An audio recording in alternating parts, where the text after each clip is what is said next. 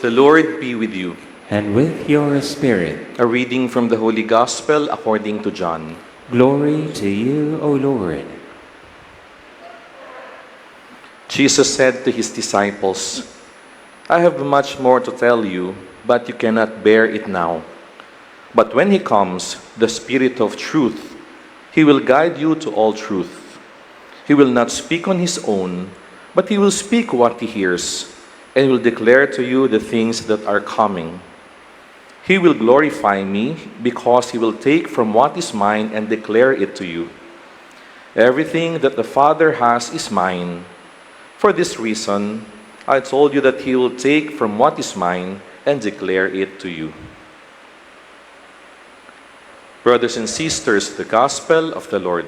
Praise to you, Lord Jesus Christ. Have you ever sent a very important message to someone? Probably to your spouse or partner, boyfriend or girlfriend, to your children, or to a close friend, or to anybody important. And then you waited for several hours. When you check it, all you see is seen, 8:45 p.m. No reply, no typing bubbles, just silence. And it's called sin zone. Pag hindi ka nireplyan, pero nakita at nabasa naman na sin zone ka, anong pakiramdam? Ouch! Medyo masakit. Sometimes, we try to understand them. Sabihin natin, siguro busy lang. Or siguro mahina lang yung signal. But after some time, another question would enter our heart. We may ask, may pakialam pa kaya siya sa akin? Or, importante pa ba ako sa buhay niya? My dear brothers and sisters, many people feel the same way in prayer. Lord, bakit parang ang tahimik mo? Lord, matagal ko nang ipinagdadasal to. Lord, naririnig mo pa ba ako? And today, the readings give us one simple but powerful truth. God may seem silent, but He is never absent. Ulitin ko po, God may seem silent, but He is never absent. In the first reading from the Acts of the Apostles, we heard St. Paul speaking before the people of Athens. They were the Greeks, and he gives his heart to preaching. He speaks about the unknown God, but how did the people respond? Ano pong naging tugon ng tao sa kanya? Some laughed at him, some ignored him. Others simply said, we will hear you another time. It's like saying, next time na lang ulit kami makikinig sa'yo. And it's a form of sin zone. Para siyang na sin zone, walang reply. And imagine the disappointment. He preached with sincerity, yet many rejected him. Paul could have said, Lord, nasaan ka? Why are you silent while I am struggling for you? But he did not question God.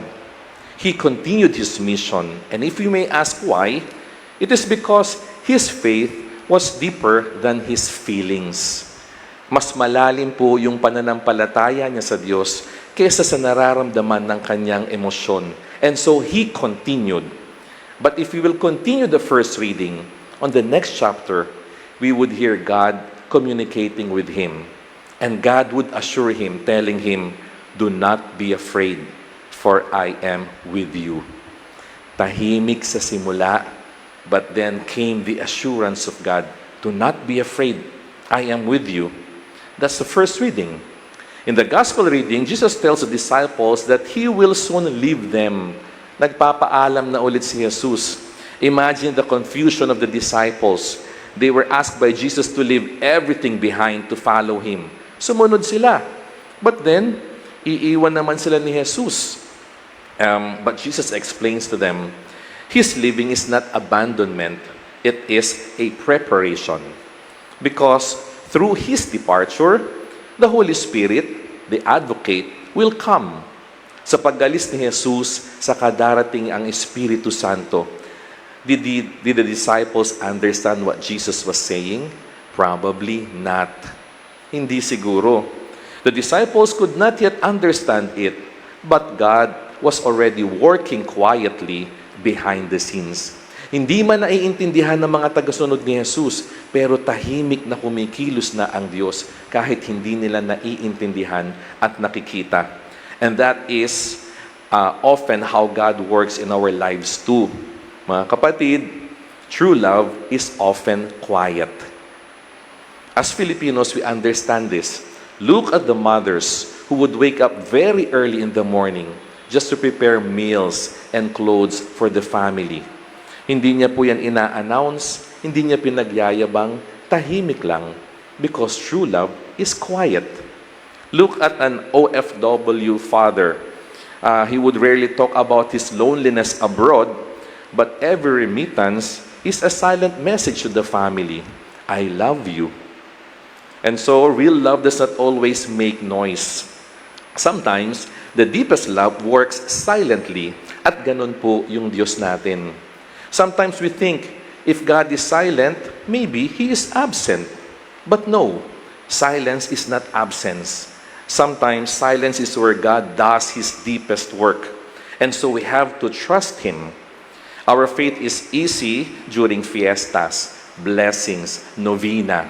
Magaling tayong sumigaw ng viva kapag masaya ang buhay. But when life is tested, when faith is tested, pinanghahawakan pa rin po ba natin yung pananampalataya? When hospital bills keep increasing, nananalig pa rin ba tayo? When prayers seem unanswered, nagtitiwala pa rin ba tayo? When relationships remain painful, or when we serve faithfully but feel unseen and appreciated, kumakapit pa rin ba tayo sa Diyos? Those are the moments when we ask the Lord, Lord, bakit parang tahimik ka? And today, Jesus answers us, I am still here, even in the silence. And my dear brothers and sisters, remember this. A silent God is not an absent God. Look at the experience of Good Friday. On Good Friday, the world thought God was silent. Jesus cried on the cross, and heaven seemed quiet. But in that silence, God was preparing something beautiful. God was preparing Easter morning.